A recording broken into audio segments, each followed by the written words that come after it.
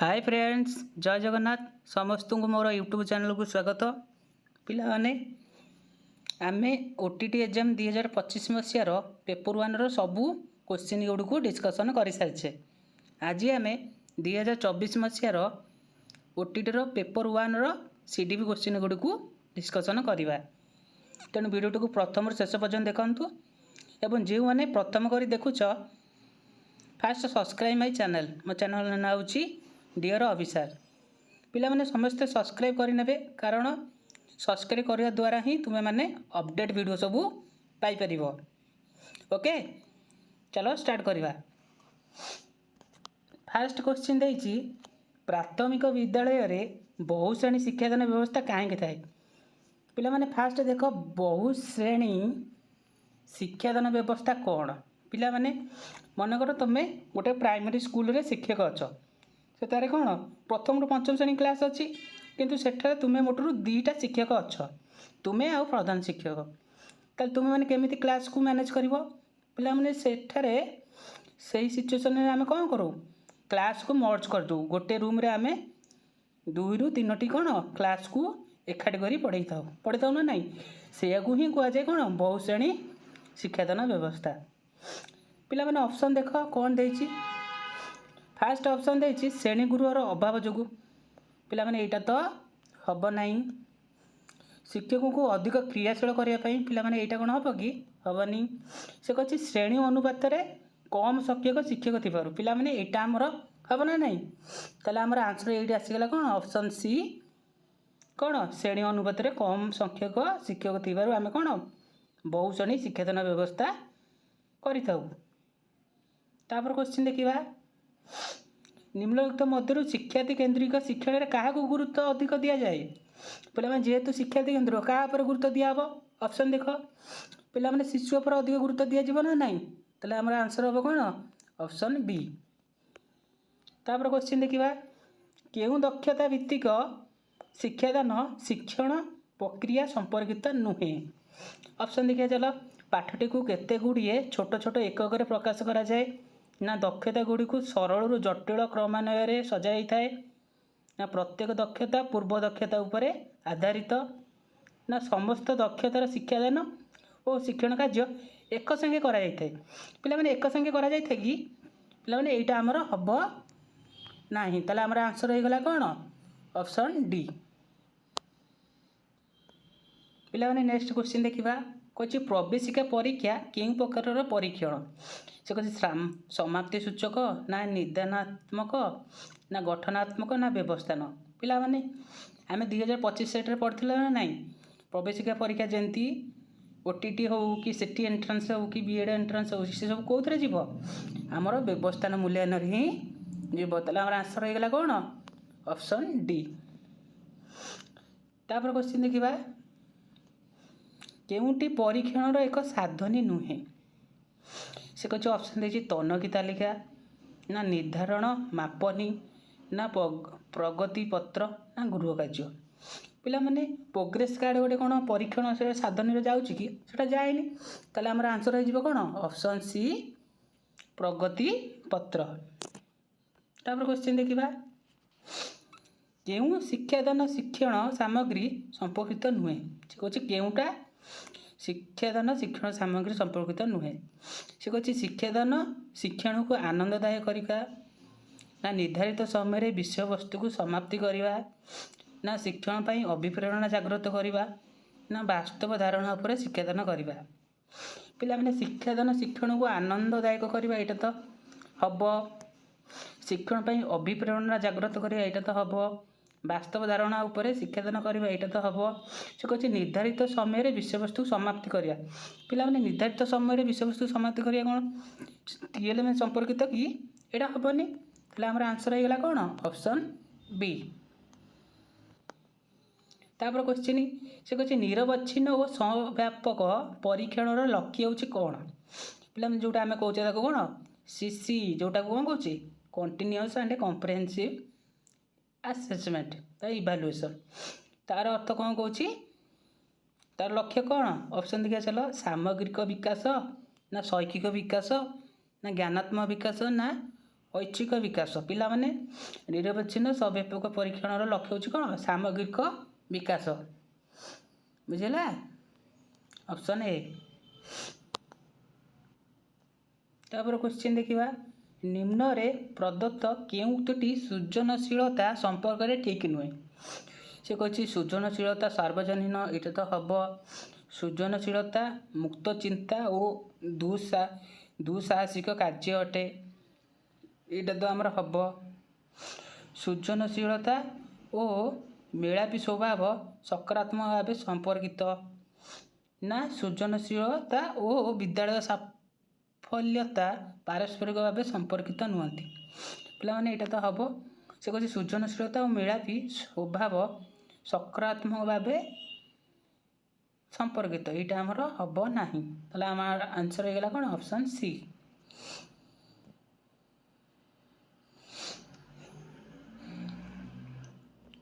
ତାପରେ କ୍ୱେଶ୍ଚିନ୍ ଦେଖିବା, ଉଭୟ ପାଠ୍ୟ ଓ ଅନ୍ୟାନ୍ୟ ସହପାଠ୍ୟ ଭିତ୍ତିକ ସଫଳତା ପରିମାପନ ନିମନ୍ତେ କେଉଁ ମୂଲ୍ୟାୟନ ପଦ୍ଧତି ଫଳପ୍ରଦ ଅଟେ?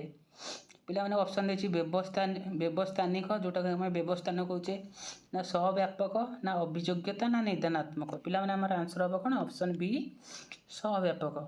ତାପରେ କ୍ୱେଶ୍ଚିନ୍ ଦେଖିବା, ନିମ୍ନୋକ୍ତ କେଉଁଟି ଏକ ନିରନ୍ତର ପରିମାପନ ନୁହେଁ? ଅଭିପ୍ରେରଣା, ନା ଶିକ୍ଷଣ, ନା ବିକାଶ, ନା ବୃଦ୍ଧି?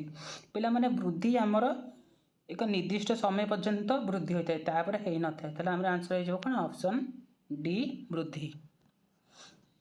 ତାପରେ କ୍ୱେଶ୍ଚିନ୍ ଦେଖିବା, ବାନ୍ଦୁରାଙ୍କ ମତରେ ନିମ୍ନୋକ୍ତ କେଉଁ ପର୍ଯ୍ୟବେକ୍ଷଣ ଆଧାରିତ ଶିକ୍ଷଣର ଏକ ପ୍ରକ୍ରିୟା ନୁହେଁ? ଆଚରଣକୁ ସଂଗଠିତ କରିବା, ନା ମନୋଯୋଗ ଦେବା ଓ ଆଚରଣଗତ ପ୍ରତ୍ୟକ୍ଷ ଉପଲବ୍ଧି ହାସଲ କରିବା, ନା ଆଚରଣକୁ ମନେ ରଖିବା, ନା ସ୍ମୃତି ଶକ୍ତିକୁ କାର୍ଯ୍ୟରେ ପରିଣତ କରିବା? ତାହେଲେ ଆମର ଆନ୍ସର କ'ଣ ହେବ? ସେମାନେ ଆନ୍ସର ହେବ ଆଚରଣକୁ ସଂଗଠିତ କରିବା ହେଉଛି ଗୋଟେ କ'ଣ?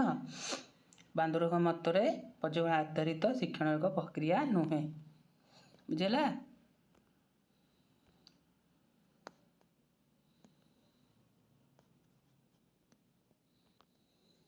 ତାପରେ କ୍ୱେଶ୍ଚିନ୍ ଦେଖିବା, ଅନ୍ତର୍ନିବେଶୀ ଶିକ୍ଷା କେଉଁଥିରେ ବିଶ୍ୱାସ କରେ ନାହିଁ?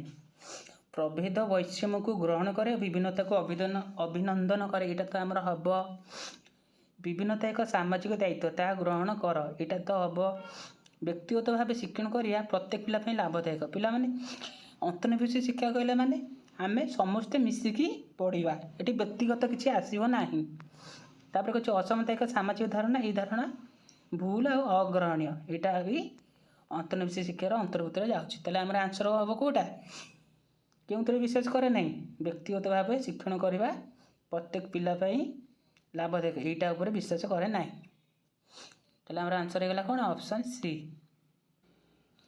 ତାପରେ କ୍ୱେଶ୍ଚିନ୍ ଦେଇଛି, କହୁଛି UDL ଫୁଲ୍ ଫର୍ମ କ'ଣ? ତାହେଲେ ଅପସନ୍ ଦେଖିବା, ୟୁନିଭର୍ସାଲ ଡିମାଣ୍ଡ ଫର୍ ଲର୍ଣ୍ଣିଂ, ନା ୟୁନିଭର୍ସାଲ ଡିଜାଇନ୍ ଫର୍ ଲିଡରସିପ୍, ନା ୟୁନିଭର୍ସାଲ ନା ଦେଇଛି ୟୁନିଫର୍ମ ଡିଜାଇନ୍ ଫର୍ ଲର୍ଣ୍ଣିଂ, ନା ୟୁନିଭର୍ସାଲ ଡିଜାଇନ୍ ଫର୍ ଲର୍ଣ୍ଣିଂ? ପିଲାମାନେ ଆମର ଆନ୍ସର ହେବ କ'ଣ? UDL ଫୁଲ୍ ଫର୍ମ ହେଉଛି universal design for learning, option D. ତାପରେ କ୍ୱେଶ୍ଚିନ୍ ଦେଖିବା, ନିମ୍ନରେ ପ୍ରଦତ୍ତ କେଉଁ ଆଚରଣଗତ ଉଦାହରଣଟି ଅଭିପ୍ରେରଣାର ସର୍ବୋତ୍କୃଷ୍ଟ ଦୃଷ୍ଟାନ୍ତ ଅଟେ? ପିଲାମାନେ ଚାଲ ଦେଖିବା ଅପସନ୍। ଫାର୍ଷ୍ଟ ଅପସନ୍ ଦେଇଛି, ପରେଶ ତାର ଅତୀତ ଓ ବର୍ତ୍ତମାନର ଐତିହାସିକ ଧାରାକୁ ସମ୍ବୋଧିତ କରିବାର ଦକ୍ଷତା କ୍ରମଶଃ ବୃଦ୍ଧି କରିଛି। ତାପରେ କହୁଛି ପ୍ରତ୍ୟେକ ଦିନ ଶୀତାଂଶୁ ତାଙ୍କର ଇଲେକ୍ଟ୍ରିକ୍ ଗିଟାର ବଜାଇବାରେ ଅଭ୍ୟାସ ସମୟ 1 ଘଣ୍ଟାରୁ 2 ଘଣ୍ଟାକୁ ବୃଦ୍ଧି କରିଛି। ତାପରେ କହୁଛି ରୀତା ସର୍ବଦା ପଠନରେ ଖୁବ୍ ଆଗ୍ରହ ଓ ଦକ୍ଷତା ପ୍ରଦର୍ଶନ କରିଛନ୍ତି। ମନୀଷା ବହୁଦିନରୁ ଅଭିଧାନ ଶବ୍ଦକୋଷରୁ ଅଜଣା ଶବ୍ଦର ଅର୍ଥ ଜାଣିବାର ଅଭ୍ୟାସ ବିକଶିତ କରିଛି। ପିଲାମାନେ ଏଠି ଦେଖ, ଏ ଯେଉଁ 4ଟା ଅପସନ୍ ଦେଇଛି, ପିଲାମାନେ ଏଥିରେ ଦେଖ ପ୍ରଥମଟା ତ ଗଲା, ଦ୍ୱିତୀୟଟା ଦେଖ ପ୍ରତ୍ୟେକ ଦିନ ଶୀତାଂଶୁ କ'ଣ କରୁଛି? ତାର କ'ଣ ଇଲେକ୍ଟ୍ରିକ୍ ଗିଟାର ବଜାଇବାର ଅଭ୍ୟାସ 1 ଘଣ୍ଟାରୁ 2 ଘଣ୍ଟା କରିଛି। ମାନେ ସେ ଅଭିପ୍ରେରିତ ହେଇଛି ବୋଲି ତ 1 ଘଣ୍ଟାରୁ 2 ଘଣ୍ଟାକୁ ଯାଇଛି। ଏଠି ଆଉ ଗୋଟେ କ୍ୱେଶ୍ଚିନ୍ ଦେଇଛି, ରୀତା ସର୍ବଦା ପଠନରେ ଖୁବ୍ ଆଗ୍ରହ ଦକ୍ଷତା ପ୍ରଦର୍ଶନ କରିଛି। ଏ ସବୁବେଳେ କରିଛି, ମାନେ ତାର ସବୁବେଳେ କରିଛି। ଆଉ ଜଣେ କ'ଣ କରିଛି, କରୁନଥିଲା, 1 ଘଣ୍ଟାରୁ କ'ଣ କରିଛି 2 ଘଣ୍ଟାକୁ ବୃଦ୍ଧି କରିଛି। ତାହେଲେ କେଉଁଟା ସର୍ବୋତ୍କୃଷ୍ଟ ଅଭିପ୍ରେରଣ ହେବ? ଆମର ଅପସନ୍ ବି ହେବ ନା ନାହିଁ ପିଲା? ତାହେଲେ ଆମର ଅପସନ୍ ବି କ'ଣ ହେବ? Right answer. ତାପରେ କ୍ୱେଶ୍ଚିନ୍ ଦେଖିବା, ସେ କିଛି ନିମ୍ନତ ମଧ୍ୟରୁ କେଉଁ ଉକ୍ତିଟି ଶିକ୍ଷଣର ଅର୍ଥକୁ ସର୍ବୋତ୍କୃଷ୍ଟ ଭାବେ ବୁଝାଇଥାଏ?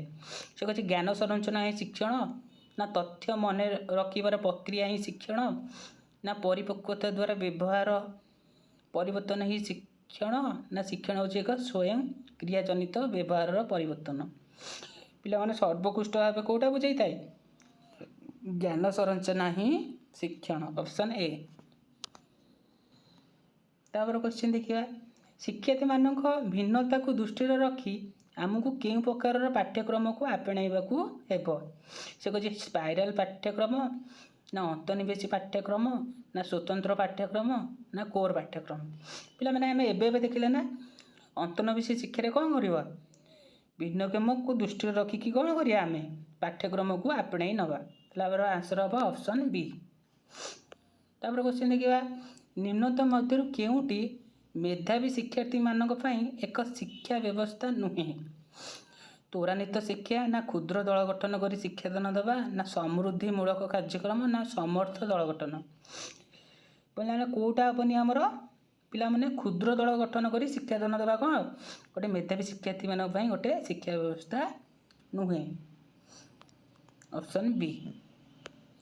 ତାପରେ ଦେଖିବା, କେଉଁ ଯୋଡ଼ାଟି ଶିକ୍ଷଣର 3 ଉପାଦାନ ସମ୍ପର୍କିତ ନୁହେଁ?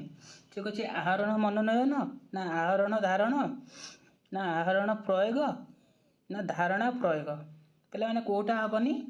ପିଲାମାନେ ଏଇଗୁଡ଼ିକ ହେବନି, ଅପସନ୍ ଏ ଆହରଣ ଆଉ ମନୋନୟନ। ତାପରେ କ୍ୱେଶ୍ଚିନ୍ ଦେଖିବା, ନିମ୍ନତ ମଧ୍ୟରୁ କେଉଁଟି ଶିକ୍ଷଣର ସ୍ୱରୂପକୁ ଠିକ୍ ଭାବେ ଦର୍ଶାଉ ନାହିଁ? ସେ କହୁଛି ଶିକ୍ଷଣ ଗୋଟେ ଉଦ୍ଦେଶ୍ୟାଭିମୁଖୀ କାର୍ଯ୍ୟ, ନା ଶିକ୍ଷଣ ହେଉଛି ସାର୍ବଜନୀନ, ନା ଶିକ୍ଷଣ ହେଉଛି ଉପଯୋଜନ, ନା ଶିକ୍ଷଣ ହେଉଛି ଏକ ତଥ୍ୟ ମନେ ରଖିବାର ପ୍ରକ୍ରିୟା? ପିଲାମାନେ ତାହେଲେ ଆମର ଆନ୍ସର୍ କ'ଣ ହେବ? ଶିକ୍ଷଣ ହେଉଛି ଏକ ତଥ୍ୟ ମନେ ରଖିବାର ପ୍ରକ୍ରିୟା, ହେଉଛି ଗୋଟେ କ'ଣ? ଶିକ୍ଷଣର ସ୍ୱରୂପକୁ ଦର୍ଶାଉ ନାହିଁ, ଅପସନ୍ ଡି।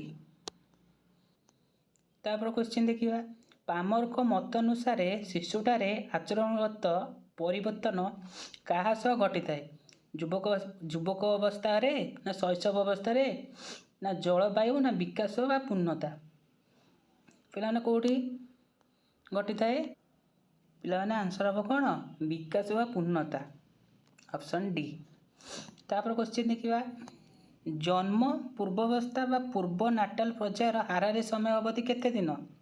250 ଦିନ, ନା 320 ଦିନ, ନା 310 ଦିନ, ନା 280 ଦିନ? ପିଲାମାନେ ଆମର ଆନ୍ସର୍ ହେବ ଅପସନ୍ ଡି 280 ଦିନ। ତାପରେ କ୍ୱେଶ୍ଚିନ୍ ଦେଖିବା, 2 ବର୍ଷ ବୟସରୁ ଯୌବନ ଆରମ୍ଭ ମଧ୍ୟବର୍ତ୍ତୀ ସମୟକୁ କ'ଣ କୁହାଯାଏ? ଶୈଶବ ଅବସ୍ଥା କୁହାଯାଏ, ନା ବାଲ୍ୟ ଅବସ୍ଥା କୁହାଯାଏ, ବା ପ୍ରାୟ କୈଶୋର ଅବସ୍ଥା କୁହାଯାଏ, ନା କୈଶୋର ଅବସ୍ଥା କୁହାଯାଏ, ନା ଯୁବକ ଅବସ୍ଥା କୁହାଯାଏ? ପିଲାମାନେ ଆମର ଆନ୍ସର୍ ହେବ କ'ଣ? 2 ବର୍ଷ ବୟସରୁ ଯୌବନ ଆରମ୍ଭ ମଧ୍ୟବର୍ତ୍ତୀ ସମୟକୁ ଆମେ କ'ଣ କହୁ? ବାଲ୍ୟ ଅବସ୍ଥା ବା ପ୍ରାକ କୈଶୋର ଅବସ୍ଥା। ତାପରେ କ୍ୱେଶ୍ଚିନ୍ ଦେଖିବା, ମାନବୀୟ ବୃଦ୍ଧିର କେଉଁ ଅବସ୍ଥାରେ ଶାରୀରିକ ବିକାଶ ଶିଥିଳ ହୋଇଥାଏ?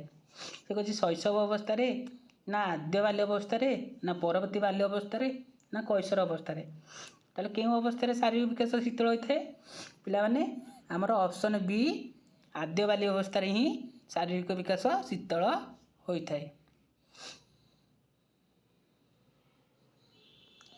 ନିମ୍ନୋକ୍ତ କେଉଁଟି ବୃଦ୍ଧି ଓ ବିକାଶର ଏକ ବାହ୍ୟ କାରକ ଅଟେ? ସେ କହୁଛି ମାତୃଗର୍ଭରେ ଥିବା ପରିବେଶ, ନା ବୁଦ୍ଧିମତ୍ତା, ନା ଆବେଗିକ କାରକ, ନା ଜୈବିକ କାରକ? ତାହେଲେ କେଉଁଟା ବୃଦ୍ଧି ଓ ବିକାଶର ଏକ ବାହ୍ୟ କାରକ? ପିଲାମାନେ ଏଇଟା ହେବ ମାତୃଗର୍ଭରେ ଥିବା ପରିବେଶ, ଅପସନ୍ ଏ। ତାପରେ ଦେଖିବା, ନିମ୍ନୋକ୍ତ କେଉଁଟି ବିକାଶର ଏକ ନିୟମ ନୁହେଁ? ମସ୍ତିଷ୍କରୁ ପାଦ, ନା ପାଦ ପାଖରୁ ଦୂରକୁ, ନା ପୂର୍ବାନୁମାନର ନିୟମ, ନା ବିଚ୍ଛିନ୍ନତାର ନିୟମ? ପିଲାମାନେ କେଉଁଟା ହେବ? ପିଲାମାନେ ପାଖରୁ ଦୂରକୁ, ଏଇଟା ହେବ ଆମର କ'ଣ ସଠିକ୍ ଉତ୍ତର। ତାପରେ ପଚାରିଛି ହଲଙ୍କ ମତାନୁସାରେ ନିମ୍ନତ କେଉଁଟି ପ୍ରାୟ କୈଶୋର ଅବସ୍ଥାରେ ସାମାଜିକ ବିକାଶର ଏକ ବୈଶିଷ୍ଟ୍ୟ ନୁହେଁ? ଅପସନ୍ ଚାଲ ଦେଖିବା। ବୟସ୍କମାନଙ୍କର ଅନୁମୋଦିତ ଆଚରଣ, ନା ସାମାଜିକ ମୂଲ୍ୟବୋଧ, ନା ସାଙ୍ଗସାଥିମାନଙ୍କୁ ଖେଳନା ବାଟିବା, ନା ସାମାଜିକ ଆଚରଣ। ପିଲାମାନେ ସାଙ୍ଗସାଥିମାନଙ୍କୁ ଖେଳନା ବାଟିବା ସେଇଟା କେଉଁଥିରେ ଯାଉଛି? ଆମର ଆଦ୍ୟ ବାଲ୍ୟ ଅବସ୍ଥାରେ ଯାଉଛି ନା ନାହିଁ? ସେ ପଚାରିଛି ଆମର ପ୍ରାୟ କୈଶୋର ଅବସ୍ଥା, କେଉଁଟା ବୈଶିଷ୍ଟ୍ୟ ହେବନି? ତାହେଲେ ପିଲାମାନେ କେଉଁଟା ହେବ ନା ଅପସନ୍ ସି ସାଙ୍ଗସାଥିମାନଙ୍କୁ ସହ ଖେଳନା ବାଟିବା।